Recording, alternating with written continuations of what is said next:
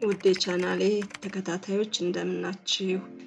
ዛሬ የምሰራላችሁ ፖቴቶ ክሮኬት ይባላል እና ድንቻችንን እንልጣለን ቀቅለን ማለት ነው።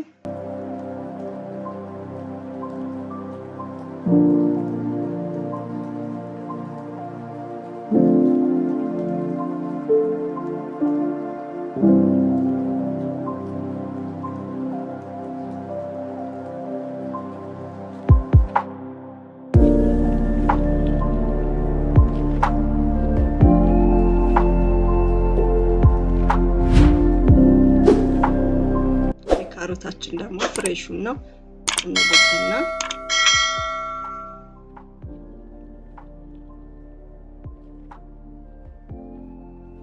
ፈቅፍቀን እናደርገዋለን ማለት ነው። ይሄ መቀቀል የማያስፈልገውም ፍሬሹን መጨመር ነው።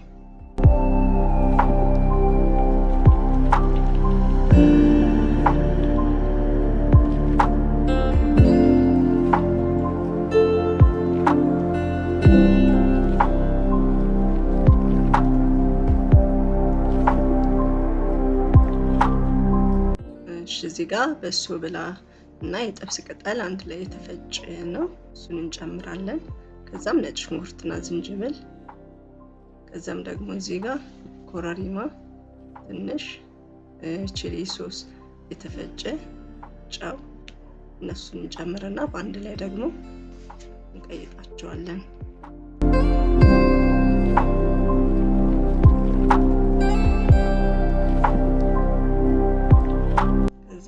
እንቀይጠዋለን በደንብ አድርገን ልውስ እናደርገዋለን ማለት ነው።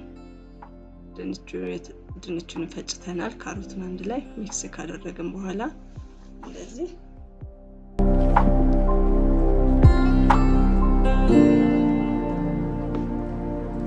እዚች ጋር ደግሞ ዘይት ትንሽ እናደርጋለን። ከዛም ደግሞ ኦትስ ደግሞ በሳህን እናዘጋጅና ከዛ እያድበለበልን ያለነውን ፖቴቶ ክሮኬቱን እሱ ላይ እያገላበጥን በደንብ ካለበስነው በኋላ መጥበሻችንን እናግልና መጥበስ እንጀምራለን።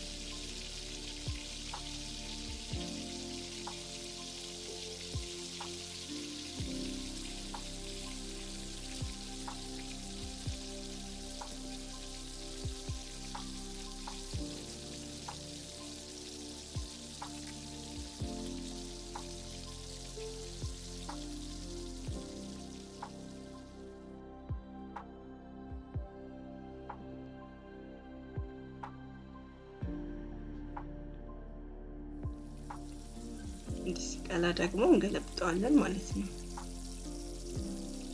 ወርቃማ ከለር ሲሆን በቃ ሽታው እንዴት እንደሚጥም ልነግራችሁ አልችልም።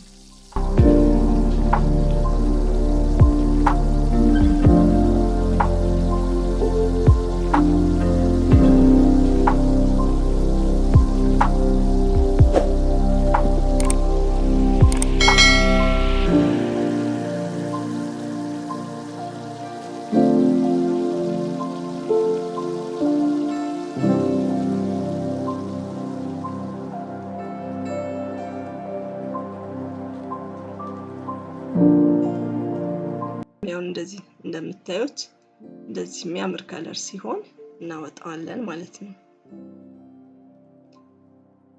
በነገራችን ላይ እንደዚህ ክብ ያደረኩት ደግሞ እንደዚህ መሆን እንደሚችል ለማሳየት ነው። በፈለግነው መንገድ መስራት እንችላለን ማለት ነው።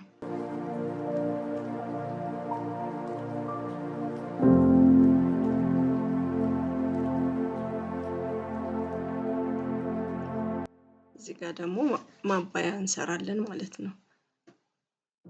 ኦቾሎኒ እናደርጋለን፣ የኦቾሎኒ ቅቤ ማለት ነው። ከዛም ማር እንጨምራለን። እነዚህን እንደዚህ የቀየጥን ሻይ አፍልተን፣ ሻይ ደግሞ ቅመም ያለው ሻይ፣ ቆንጆ ሻይ እዚህ ጋር ጠብ እያደረግን በደንብ እንቀይጠዋለን ማለት ነው ላላ እንዲል።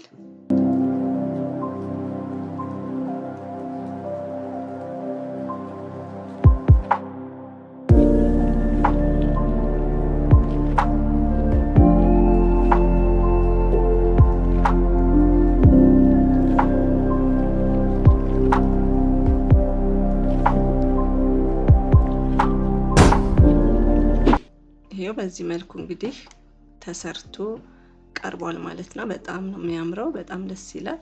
ውስጡም በደንብ በሚገባ ነው የበሰለው እና ከለሩም ያው እንደምታዩት ነው እንግዲህ። እና ከጎን ደግሞ ቲፕ ነች ድንች ሮስት ፖቴቶ ያረኩላችሁ ማለት ነው። እንግዲህ እንደምትወዱት ተስፋ አደርጋለሁ።